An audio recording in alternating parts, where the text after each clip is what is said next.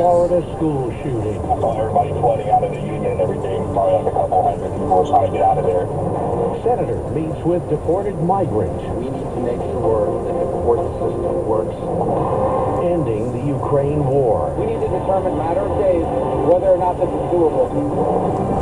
Good morning, I'm Peter King with the CBS World News Roundup.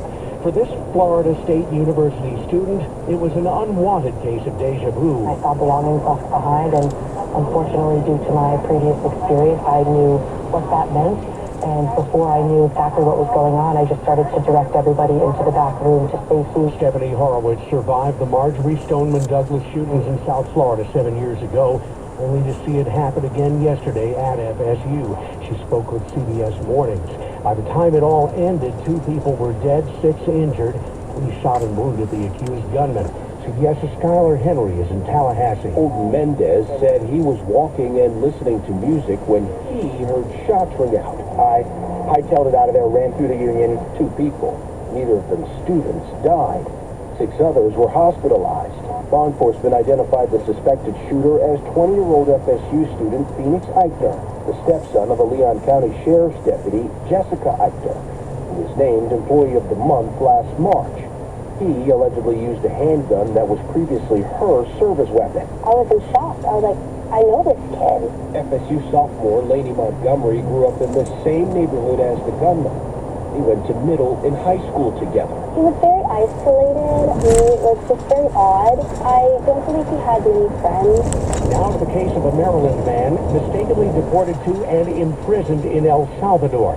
Kilmar Abrego Garcia has no criminal record, but was caught up in ICE roundups of criminals and alleged criminal migrants.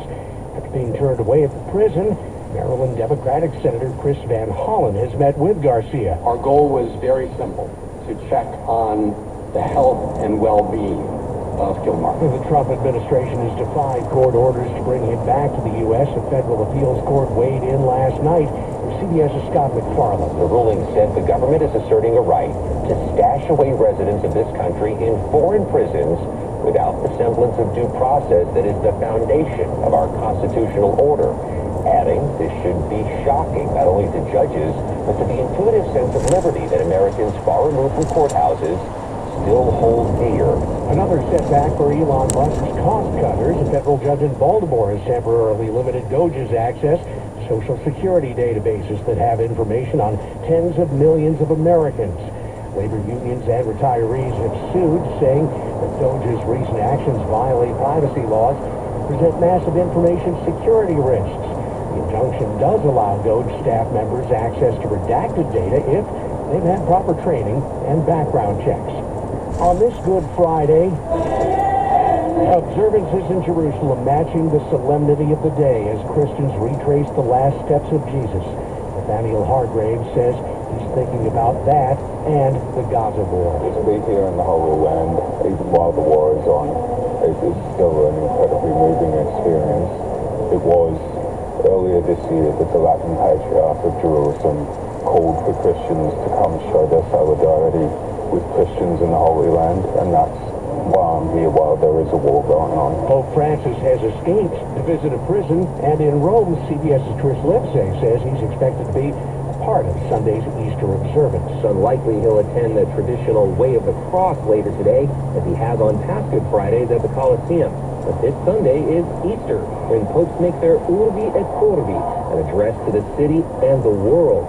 Some might argue it's a moment too important to miss.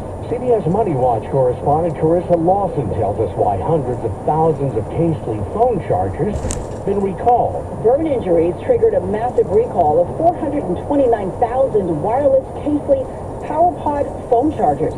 The Consumer Product Safety Commission says their lithium batteries can overheat and ignite. They were sold between March 2022 and September 2024. If you have one, you're urged to stop using it immediately. It's 5 past the hour. It's 52 degrees in Fairfield, California, and I didn't hear any good news, did you? I didn't think so. I guess it's all about perspective. The glass is half full.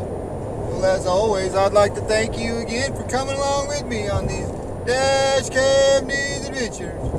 You know the drill.